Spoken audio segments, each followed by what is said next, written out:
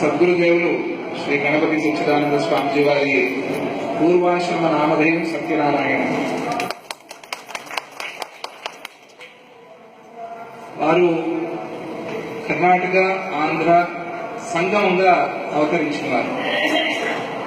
తల్లి గారు కర్ణాటక, తండ్రి గారు ఆంధ్ర, వీరిద్దరి సంగమం.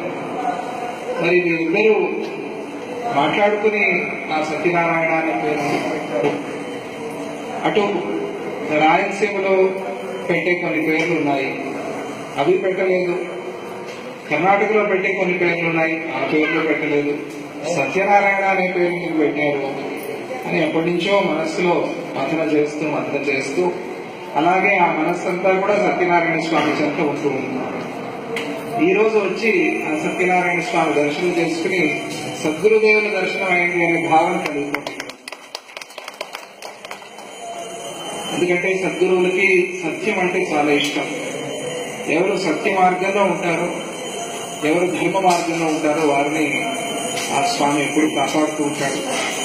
ఆ సత్యాన్ని ధర్మాన్ని కాపాడేది వేదాలు, ఆ వేదాల్ని శాస్త్రాల్ని ఆ స్వామి కాపాడుతున్నాడు. అటువంటి దివ్య క్షేత్రం సత్యనారాయణ స్వామి క్షేత్రం. సత్యనారాయణ వ్రతం చేసుకోకపోతే అసలు పెళ్ళైనట్టుగానే భావించరు మన వాళ్ళు.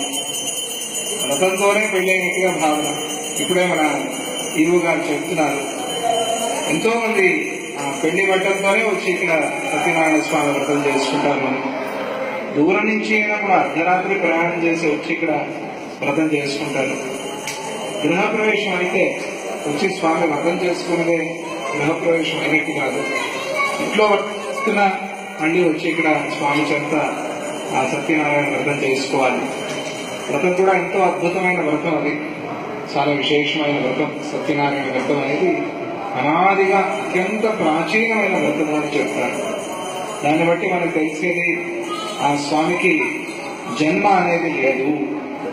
ఇక్కడ ఎప్పుడు ప్రతిష్ట అయింది అని ఎవరు అడిగేందుకే లేదు. ఎందుకంటే ఆ దేవాది దేవతలకు కూడా తెలియదు ఎప్పుడు ప్రతిష్ట అయింది. అప్పటి నుంచి స్వామి ఉన్నారు ఇక్కడ. సృష్టి పూర్వం నుంచే స్వామి ఉన్నారు. ఆ త్రిపాన్ నారాయణ విభూతి మహాయంత్రం, ఆ యంత్రము ఒక సృష్టికి సంకేతం. ఆ యంత్రాన్ని సరిగ్గా పరిశీలన చేస్తే ఆ యంత్రంలో సమస్త బ్రహ్మాండాలు కనిపిస్తాయి. ఒక బ్రహ్మాండం కాదు, ఎన్నెన్ని బ్రహ్మాండాలు ఉన్నాయో ఆ బ్రహ్మాండాలన్నీ ఆ యంత్రంలోనే ఉన్నాయి. ఆ యంత్రానికి అధిష్టాన దేవతగా ఆ స్వామి ఉన్నారు అంటే అర్థం ఏంటి? ఈ సృష్టి అంతా నా అధీనంలో ఉంది.